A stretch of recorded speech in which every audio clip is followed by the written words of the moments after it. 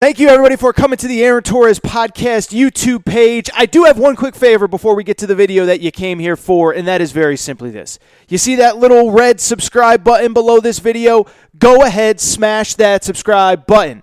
It really does help me. It really does help this channel grow and my audience grow. So go ahead and hit that red subscribe button. And now, here is the video that you came here for. All right, everybody. I am back. Good to be back. Good to be back. Do want to switch gears here. I do want to talk a little college hoops because obviously, look, I thought that those two topics to lead the show, I don't know how much college football we're going to do over the next couple weeks. It's kind of a quiet time for college football, but I did think those two topics to lead the show, Jimbo Fisher and Dabo Swinney, were really good topics. I really did want to hit on them, but also it is worth noting that April is traditionally become, in the last couple of years, a very big month in terms of college basketball. Now, usually, when I'm talking college hoops in April, it's transfer portal, it's coaching, it's commitments, it's this, it's that. But there was something that happened in high school basketball recruiting that I did think was worth addressing from over the weekend. Duke basketball. Not sure if you heard. Coach K has retired. Despite what Jay Williams says, no, he is not coming back. But they already signed the number one high school class in the class of 2022. They were already off to a great start in the class of 2023. And then on Thursday and Friday, they did something that just about anybody in college basketball, I don't know if anyone in college basketball outside of maybe a Kentucky or a Kansas or a North Carolina, a true blue blood, has ever done. On Thursday and Friday, in the week in which Coach K coached his final game, and we had all these questions about the future of Duke, you know what John Shire did? On Thursday, he picked up a commitment from a five-star guard named Tyrese Proctor, originally from Australia, NBA Academy.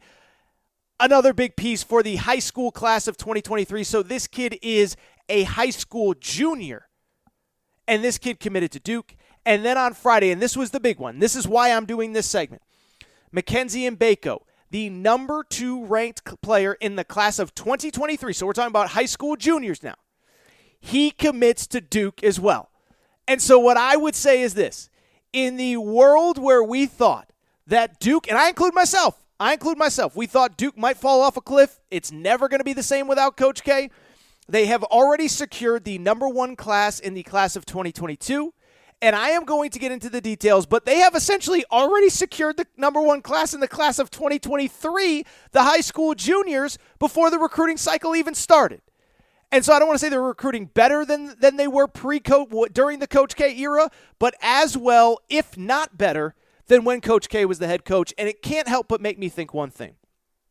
That retirement tour that we completely made fun of for the last year and a half, last year since it was announced in June, I guess it wasn't a year and a half, year in June, it was the best thing that ever happened to Duke, and it best positioned them for success. And so let's get into it because I kind of threw a million different things at you.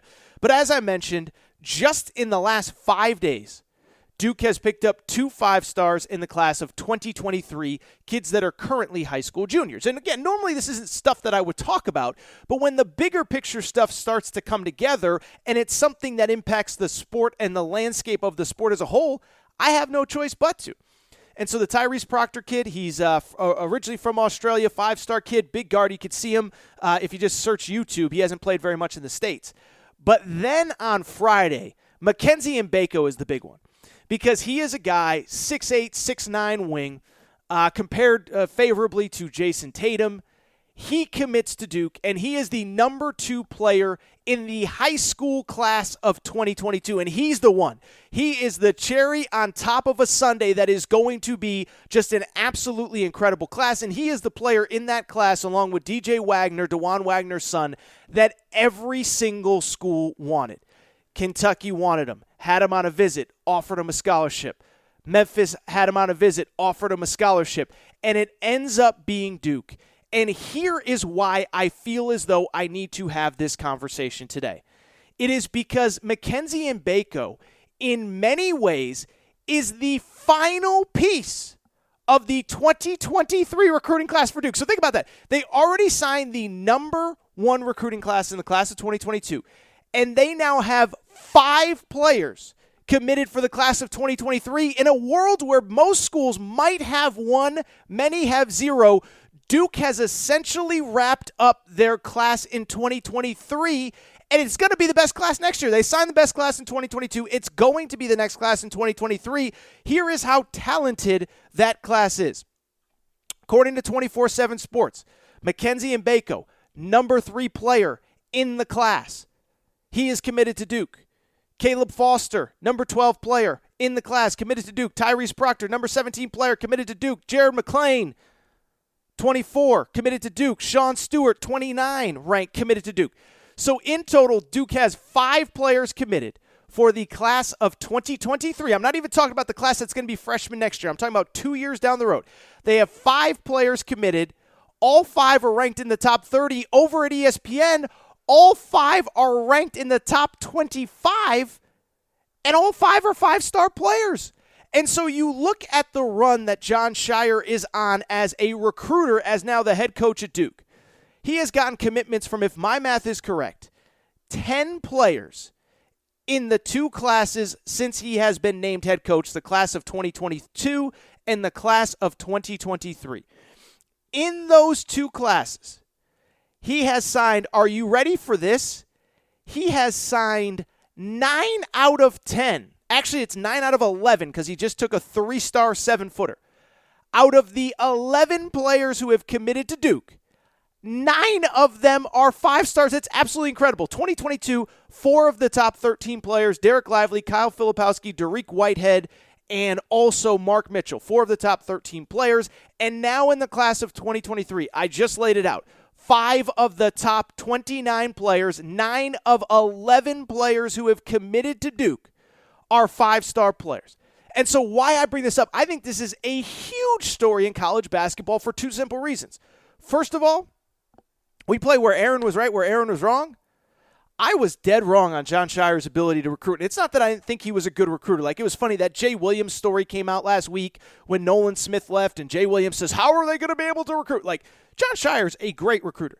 Jon Shire is the guy that got Jason Tatum to Duke. Jon Shire is the guy that was the point person on Paolo Banchero. Jon Shire is an incredible recruiter.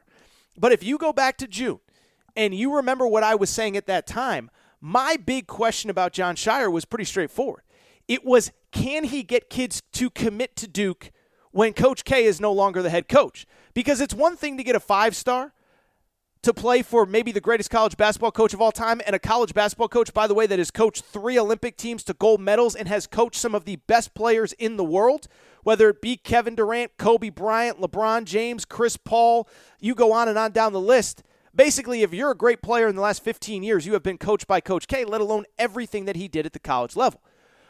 But on top of that, I was also worried that once Coach K left and once these kids were not going to play for Coach K, I had my doubts that Jon Shire would be able to recruit at an elite enough level to get kids to come to Duke. I said it on this show. If my son was a one and done, I wouldn't send him to Duke to play for Jon Shire because I know that Coach K can get a kid from 17 years old, 5-star high school player to the NBA in 1 year. He's done it for years. Zion Williamson, Jason Tatum, R.J. Barrett, Kyrie Irving, Jabari Parker, Paolo Banchero. Coach K's proven it. I didn't think Jon Shire would be able to get these same level of players. Instead, he has done it with all of these great high school recruits. And like I said, number 1 class in 2022, and 2023 is basically done. He can already start on the high school class of 2024, the players that are currently sophomores. But what I would also say, and why I wanted to bring this up, one, I think it's really important for the future of college basketball because Duke appears to be in really good position for at least 2 more seasons in terms of being just a real juggernaut that's going to start the seasons ranked atop the polls. But at the same time, what it also told me, what this of the last couple days also told me was this. As much as we made fun of the retirement tour at Duke, it ended up being the best thing that happened. The best thing that Coach K actually could have possibly done to help out the Duke program. And let me explain why. I think when we thought of the retirement tour last June, when he announces that in a year from now, I am going to step away, I'm going to coach 1 more season, I think what we all thought was this. He's doing it for the vanity of it all. He's doing it so ESPN and CBS and Fox and everybody that covers college basketball can spend a year fawning over him and throwing rose petals at his feet. And I think to a degree, there's probably some vanity to it. I think Coach K is an arrogant guy. If I won 1,200 games, I'd probably be arrogant too. But if you ask Coach K, and the reason that he said he was doing this was because going into this coming recruiting cycle, the class of 2022, he didn't want any player committing to Duke thinking that he was going to coach him. And so what ended up happening was an almost best-case perfect storm scenario where Coach K last summer did not go out recruiting. He was not in the gym. And by the way, that was the pushback I got every time they got a commitment last summer was, well, it's still Coach K. He's still there. No. Coach K stayed home all summer long and focused on working with the players on this past team, the 2021-2022 team. Paolo Banchero, Wendell Moore, Trevor Keels, Jeremy Roach, etc. And this is why it worked out perfectly. Coach K goes back. He's focused on coaching this team, getting this team ready. And then Jon Shire just went out and was able to focus on recruiting for 2 full years. And so Coach K is handling all the basketball. Coach K isn't doing any of the in-homes. Coach K isn't doing any of this, any of that. And Jon Shire was able to completely focus on recruiting for 2 years.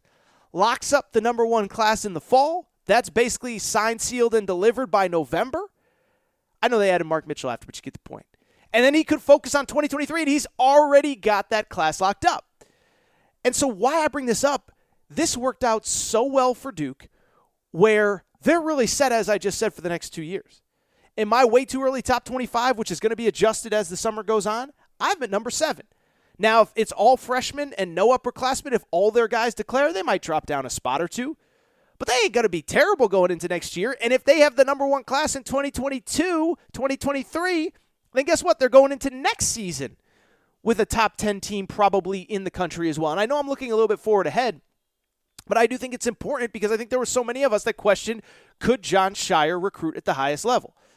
And so Jon Shire has, and now Duke is set up really, really, really well for the next couple years. Now, obviously, it guarantees nothing. I'm not saying that I think Jon Shire is the next Coach K. I'm not saying that I think he's going to be a Hall of Famer and the greatest coach to ever do it. I'm not saying I think he's going to have 1,200 wins 40 years from now when he retires. But what I am saying is, when you take over for a legend, all you can do is hope to have the program in the best position possible, and that's exactly where it is at Duke. Doesn't guarantee anything, doesn't mean they're going to win multiple national championships, doesn't even mean that Jon Shire is going to make the tournament next year. He could have the number 1 recruiting class and just not know how to coach, and they could be 16 and 15 and miss the big dance. But I just bring it up to say we made fun of that retirement tour, but you look at Duke's recruiting, it's absolutely insane. Number 1 class in the class of 2022, 4 of the top 13 players, and now a 2023 class that includes MACKENZIE MGBAKO, Tyrese Proctor, and essentially 5 of the top 30 players in high school basketball, 5 of the top 25, depending on what recruiting service you look like, and they're going to sign the number 1 class in the class of 2023 as well.